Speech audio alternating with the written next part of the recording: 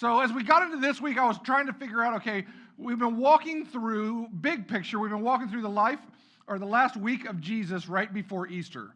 And the big picture that I want to keep everybody's focus on is to remind everybody that he has been trying to change the infrastructure of the leadership of the Jewish people during this last week especially. He's really, as we've been going through this and we've been seeing how he handles the Pharisees and the Sadducees and the teachers of the law and the rabbis, we see that he's trying to set up the infrastructure, I think, for what we're doing, but he realizes there's some big issues. So he's been trying to do this. And what's happened is some of the guys really got on board.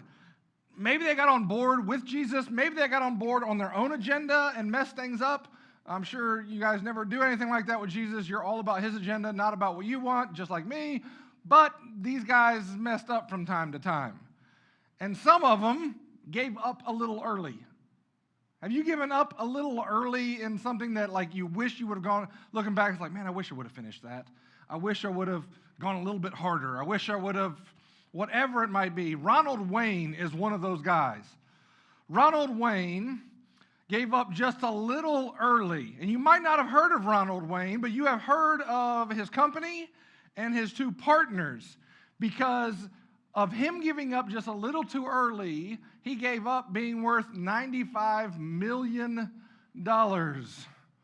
Oh, yeah, that's one you wish you had back, right? Ronald Wayne was one of the three founders of Apple. Him and Jobs and Wozniak started Apple. Ronald Wayne was the elder statesman. He was in his 40s, whereas the other two were still in their 20s. He owned a house and a car. He had a family. The other two 20-year-olds were just running around, hair on fire, ready to change the world. And they did. But Ronald Wayne was like, man, what if this doesn't work out? What if these loans that we've taken out, I'm the only one who has anything. I'm the only one who has a home and, has a car that they can actually come take. And he thought he had a tiger by the tail with these guys. And he's like, we could change the world or it could come back and bite me. So 12 days after signing the contract with Wozniak and Jobs, he sells back his rights for Apple for $800. Could be worth $95 million today, $800. And lightning does strike twice, because when he backed out, he still had the contract. He was the one who wrote it up originally. He's the one who took care of everything. He was the guy in charge of the kids there, sort of. And they went on and they did everything. So it was, 10, 15 years later, he realized he still has the contract that these guys signed. And somebody wanted to buy it from him. He's like, you give me $800. It's been sitting in my, it's been sitting over here in a file cabinet for all these years. It's covered in dust. He sold it for $800. It's about 5 years later, that same contract sold for $1.5 million. Ronald Wayne, wishes he had a do-over, right? Wishes he could go back again and just last a little bit longer. Twice. I know I've got those areas in my life that I'm like, gosh, I wish I would have just worked out a little bit harder. I wish I would have finished just a little bit. I wish I would have stayed with this relationship just a little bit longer, but we're all afraid of losing big, right? You don't want to lose big. Well, sometimes that's the way to go.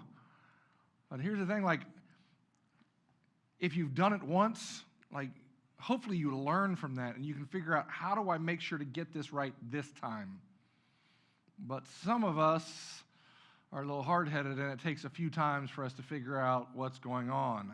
And we see this as the life of Jesus progresses here, and we see it in his interactions with Peter and James and John and Judas. And so we're going to be going through here 3 different places as we take a look at the sort of the final day here of Jesus. And I want to point out a few things as we go along. So we're going to start here in John chapter 8.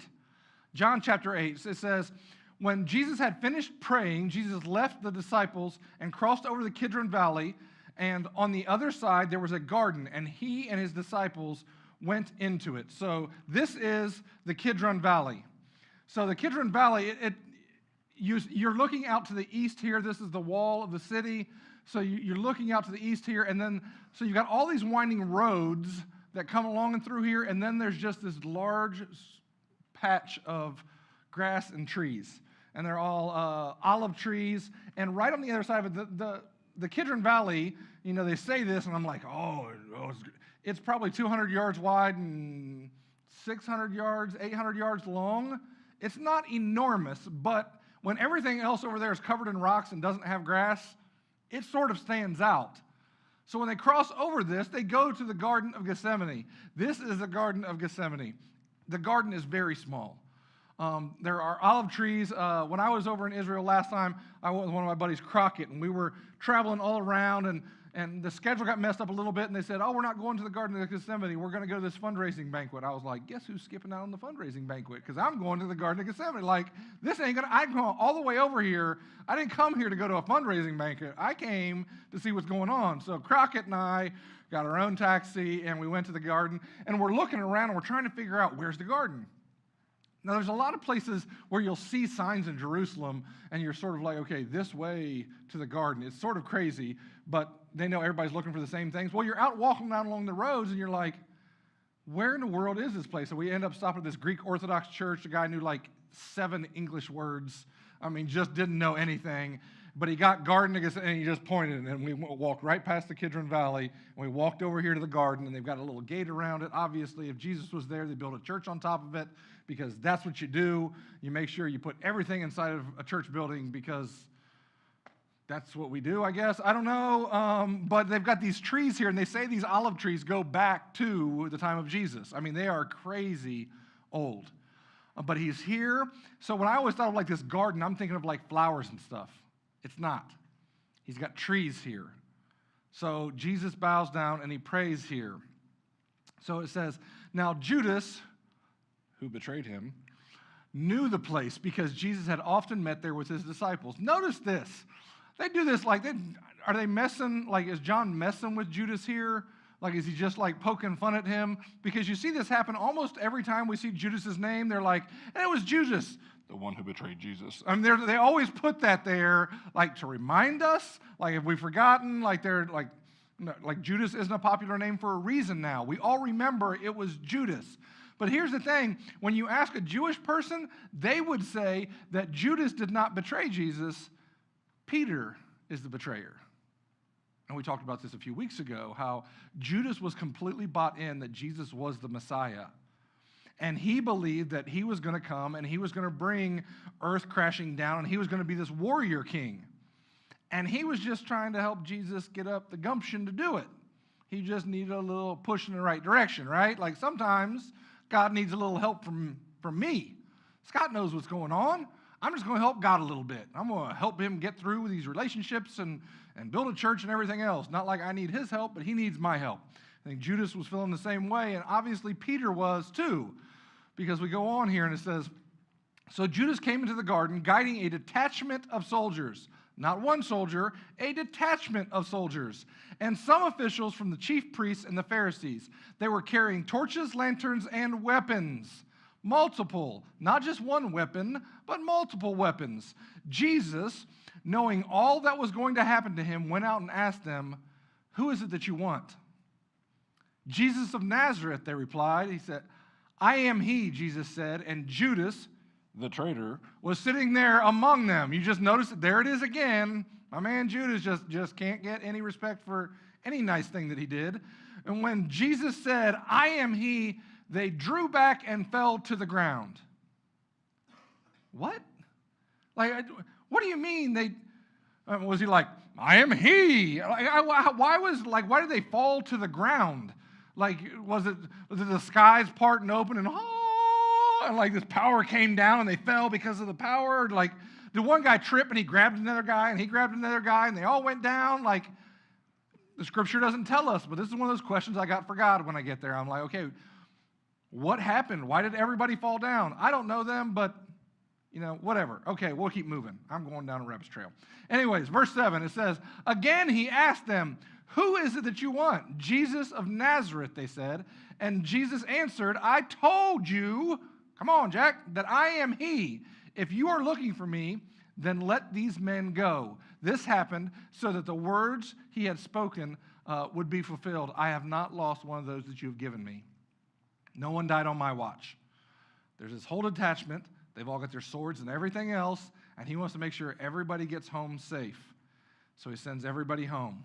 There's something else I want to point out to you as we go along here that'll help you maybe in your reading of Scripture as well, is Simon versus Peter. So we have Simon, and Jesus renames him Peter, which means rock. And Peter is anything but stable. I mean, the dude is just all over the place, having all kinds of issues all the time. He's like, yeah, I'm in, I'm out, I'm in, I'm out. Yeah, whatever you want to do, Jesus, let's do that. So also, when you're reading Scripture, notice every time something is going bad, he is Simon. Every time he's doing something good, he is Peter. So when you put the two things together, there's like this tension. There's like, what decision do I make? I don't know exactly what I'm supposed to do here. And we get, and then Simon Peter, who had a sword, drew it and struck the high priest's servant, cutting off his right ear. The servant's name was Malchus. So there are two names for sword in the Greek language. We have rhomboi, which is about the 2-foot-long sword that we think of when we think of the Roman soldiers. They had their swords and their shields, and they went out to war with their rhombois. They also had a sakari. Now, a sakari is more or less a dagger. It is something that has a 4-inch blade. This is not a 2-foot blade, a 4-inch blade. So here is what a sakari sort of looks like. That one's really cool. That's why I got that picture, because I thought it was cool. But if you think about this, so a whole detachment of soldiers have shown up, and they are there, and they've got their rhombois, they've got their sakaris, they've got multiple weapons. Then my man, Simon Peter, who had a sword, a sakari, a dagger, he got a pocket knife. He brought a knife to a gunfight.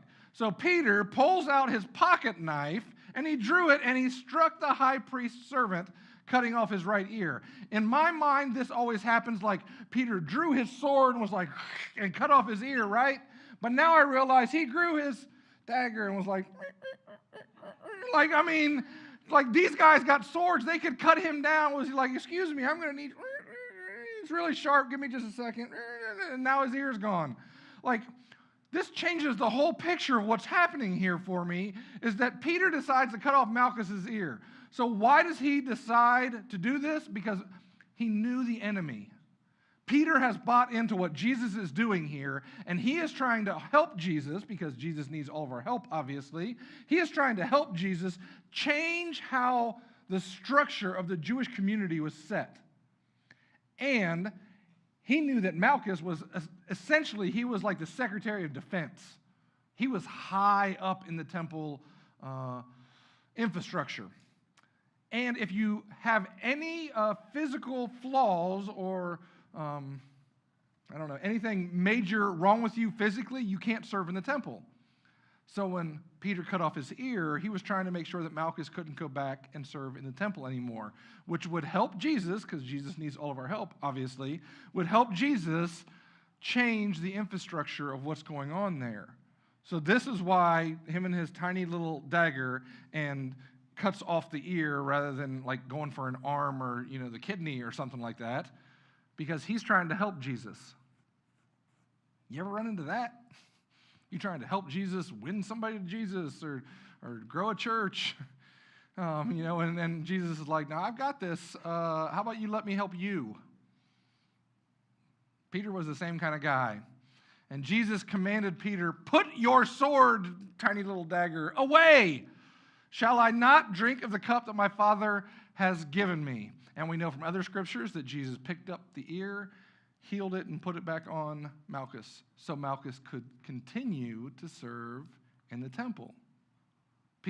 Jesus is trying to throw hints here saying, what you're trying to do, what you're trying to make this thing, is not what I'm trying to do here. It's a swing and a miss here, Peter. You really messed up here, Simon. Then the detachment of soldiers with its commander and the Jewish officials arrested Jesus, and they bound him. And Peter is confused. He thought he's helping Jesus. He cuts off Malchus's ear. We're going to make this happen. You and me, we're going to make this happen. We're going to make sure that that the kingdom of God comes now, and Peter is sold out. We know that he knows that he is the Christ, the Son of the living God, because of what he was able to say. Jesus recognizes that God showed Peter this. So, like, Peter recognizes what's going on, and he's just trying to speed things up a little bit because it's not happening in his time. And Jesus heals Malchus's ear and puts him back on and sends him back to work in the temple. Because Jesus didn't come to be a warrior king, which is what Peter wanted and Judas wanted and every Jewish person wanted.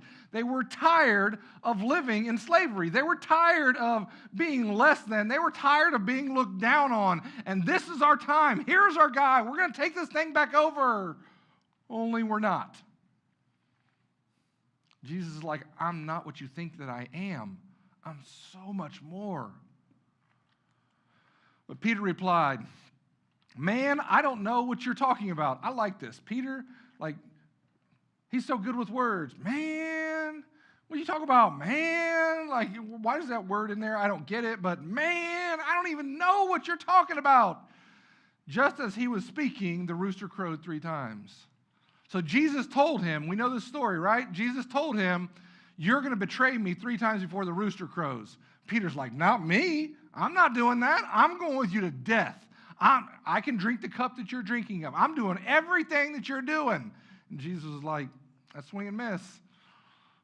So they take Jesus off and they take him to the place that he's going to be tried. And Peter goes there. And he's in like an inner area of the house. Like you almost have to go through the house, and there's this inner area, and it's open up top.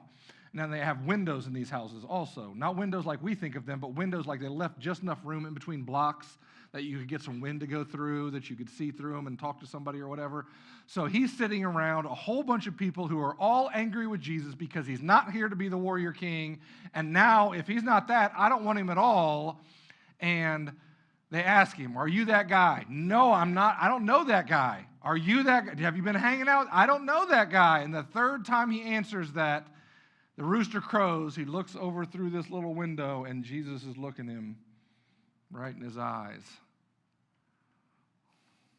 And the Lord turned and looked at Peter, straight at Peter, and then Peter remembered the word of the Lord had spoken before the rooster crows today, you will disown me 3 times. Have you ever really messed up and been caught? Like when you're doing something, you're realizing like, man, this could come back to bite me. And then it does. You get that feeling in the pit of your stomach. You're sort of sick to your stomach. You're like, oh, gosh, how did I do this? I'm going to mess up my entire life by making this decision, doing this thing, not doing that thing, whatever it might be. And you're sweating and just, oh, the aching that comes along with that. And I know this feeling because I've felt it a few times where I have messed things up in a big way and have been caught. And it just, oh, there's not a feeling like that. And Peter feels that way right now. And he went outside and he wept bitterly. See, Peter had just stopped following Jesus. Jesus was no longer the rabbi for Peter. He was no longer following him. He was no longer going to accept his teachings. He gave up on everything that he had just spent 3 years and 15 days, like whatever it was. Like he could see the finish line and decided, I'm done here today. And he turned his back on Jesus 3 times. He looked Jesus in the eye. He went outside and he wept bitterly because he had just given his life to what he thought would change the rest of the world, and would, but not the way that he thought. Peter gave up just a little too early. And we see in Mark chapter 16, this is how we know that Peter was no longer one of the disciples. Because Jesus comes back and he says, but go tell the disciples and Peter, he is going ahead of you into Galilee, and there you will see him just as I have told you. See, Peter separated himself and said, I'm not doing this anymore. I never noticed this. I don't know how many times I've read Mark 16 and never noticed that it was Peter or the disciples and Peter.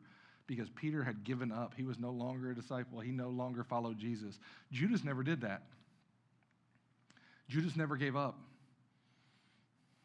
He went out by himself, and he ended up killing himself after he realized, I betrayed the man that I've been following, and he's right, and I cannot believe I messed this up. He stopped just a little early. Because here's what you need to recognize is God will always see you when you blow it. When you really mess up and you sin God always sees that. And here's one of those things as churches and as Christians we try to blow over a little bit is, just the loving side of God the whole time. Yes. But sometimes God is hurt by the sin that we commit. And I think it's just easy to overlook that. I know it is for me because I don't like those feelings. I don't want to feel that way. I don't want to realize I messed up again. But you need to realize that God will always see you when you blow it. Maybe we need to do that a little less, right? We go over here to John chapter 21.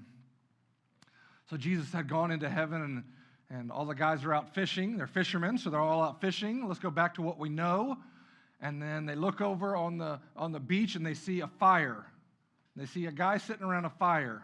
And if you've been with somebody long enough, you know, like, by how they move. You can tell by how they walk that that's them, right? So they see this guy on the beach cooking fish over a fire, and they're like, that sort of looks like Jesus. I don't know. And Peter at that point puts on his outer garment, dives in, and wants to see who's faster, him or the boat. Like, this is another one of those questions that I got. Like, did they go rowing past Peter? Like, you should have stayed in the boat, dude. You're slower than we are. Like, I don't, like, was that happen, or was he like an Olympic swimmer and he left them in the dust? Like, I had no idea Peter could swim like that. That's big. That's the weird things that run through my head when I run into a scripture like this. But when they had finished eating, Jesus said to Simon Peter, there it is again, Simon, son of John, do you love me more than these? So you've heard this if you've been in the church for a while, that Jesus is going to ask Simon Peter these questions, the same question over and over again. Now, they say you can tell in a society by what they love the most by the number of words they have for it. In the Greek language, there are 4 words for love. In the English language, we got 1. So Jesus says here, Simon, son of John, do you love me more than these? And Peter answers back, yes, Lord. He said, you know that I love you. Jesus said, feed my lambs. So here's what's going on. When Jesus asks it the first time, he says, do you love me, agape? Do you love me unconditionally? And Peter replies back, like, you know he can't answer with agape because he just betrayed him. Like, he knows Jesus still knows. He knows. He looked him in the eyes. I wonder if he's getting a feeling back in his stomach again. And he says, you know that, like, oh, we're best friends. I phileo you, like a brotherly love. This is where Philadelphia gets the, city of brotherly love. This is from this Greek word here. So when Jesus is asking him, do you love me unconditionally? He's like, we're like best friends, right? And Jesus, again, Jesus said, Simon, son of John, do you agape me? Do you love me unconditionally? And he answered, yes, Lord, you know that I phileo you. You know, as a friend, like, man, we're good. And Jesus goes on and still says, take care of my sheep. And the third time he said to him, Simon, son of John, do you phileo me? Do you love me like a brother? Are we best friends? And Peter was hurt because Jesus asked him the third time, he says, do you love me? And he said, Lord, you know all things. You know that I phileo you. You know that I love you. Jesus came to where Peter was. He had tested the boundaries. He had seen how far Peter can go, and he came to where Peter was. He said, go feed my sheep. See, if you got to know that Jesus will always see you mess up, but you have to know that Jesus will always chase you down and forgive you. And that's what he does for Peter. He puts himself where Peter is, out on a beach, cooking fish. Peter comes to him, and he knows that he can't say he unconditionally loves Jesus because he was there, and he did give up, and he did stop short. But Jesus came and changed and said, okay, I want all that you have, and if all that you have right now is this brotherly love, I'm going to take that. And he brought him back. How many times has that happened for you? For somebody else to forgive you, like you hate the feeling of being caught.